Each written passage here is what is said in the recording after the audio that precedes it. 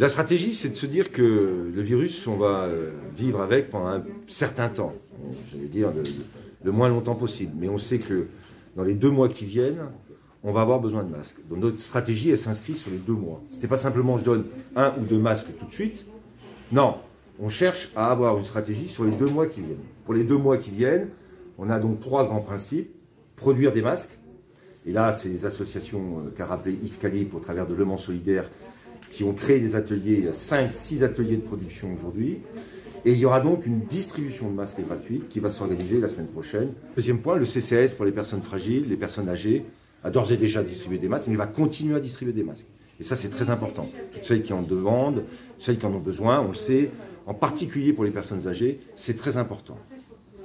On a, avec le déconfinement, la question des transports en commun. Alors ça, c'est un enjeu très important de la réussite du déconfinement. Et là, ce matin, puisqu'on est lundi, il y a déjà un constat qui a été fait, il y avait des gens qui ont pris les transports en commun, il y avait des masques, ils avaient des masques. Mais ce qu'on va faire, c'est que dans toute la semaine qui vient, on va accompagner, sensibiliser et distribuer, pour ceux qui n'en ont pas, des masques dans les transports en commun, parce qu'on veut vraiment que dans les lieux de ces transports en commun, bus et tramway, on respecte le port du masque. Et ça va être un point très important. On avait prévu de le faire, mais on a aussi reçu une dotation de l'État de 30 000 masques qui est arrivée cet après-midi et qui va être distribuée donc de manière régulière pour sensibiliser les gens. Ce n'est pas une distribution gratuite en disant bah, comme ça je peux venir sans mon masque. Non, c'est pour ceux qui ont besoin de prendre et puis qui n'ont pas de masque, qu'on puisse compléter et venir les aider. Ça fait partie des choix que nous avons faits.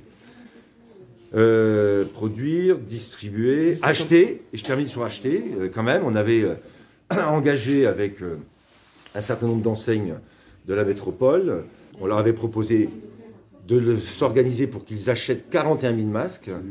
Les 5 000 premiers masques sont arrivés hier soir et ont été distribués ce matin. Ils seront donc disponibles dans ces supermarchés à partir d'aujourd'hui. Donc ça, c'est un point important aussi.